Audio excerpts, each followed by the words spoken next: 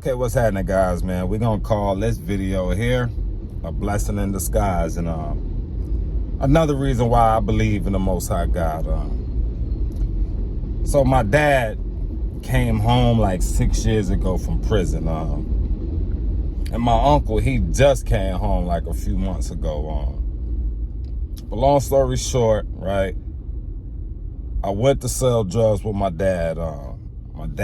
They was hustling in Kansas, all the way from Arkansas, Oklahoma. Then they all ended up in Kansas.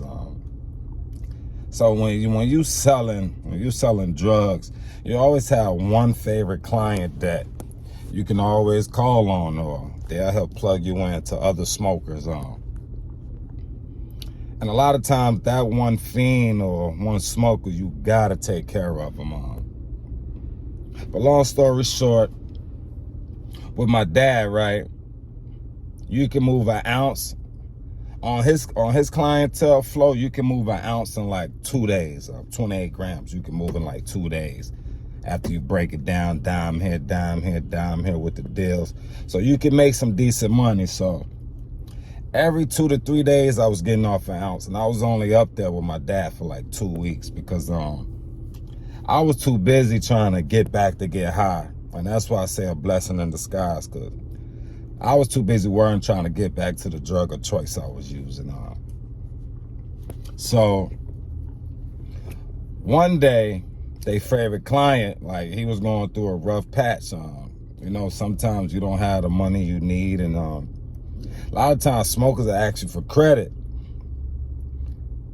And a lot of times, if they spend a lot of money with you and they pay you back, a lot of times you will give them the credit. But this day, for some reason, my dad and them didn't want to give homie a credit.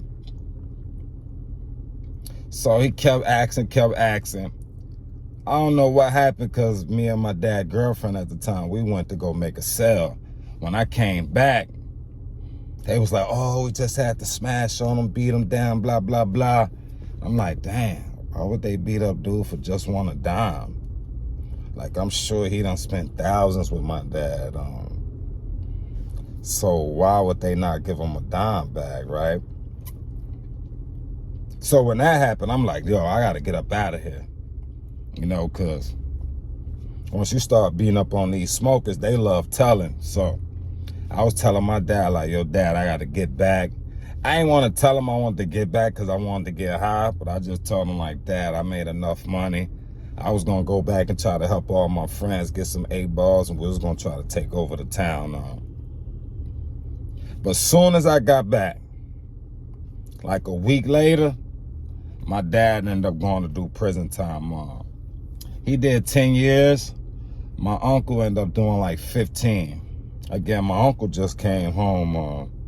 My dad been home like 6 years. So with that being said, the blessing in disguise is that I was just trying to get back to get high and ripping around the streets with my homies. And if I didn't leave and wanted to stay there and make at least like 10 bands, I would have ended up going to prison. And thank God that I wanted to get high. And thank God that once I seen the incident, how I heard about how they beat up their #1 client, I was like, nah, it ain't gonna be no good karma from that. Cause somebody helping you eat, you do want to take care of them. Again, my dad ended up doing 10 years because he didn't want to give one of his clients a $10 rock.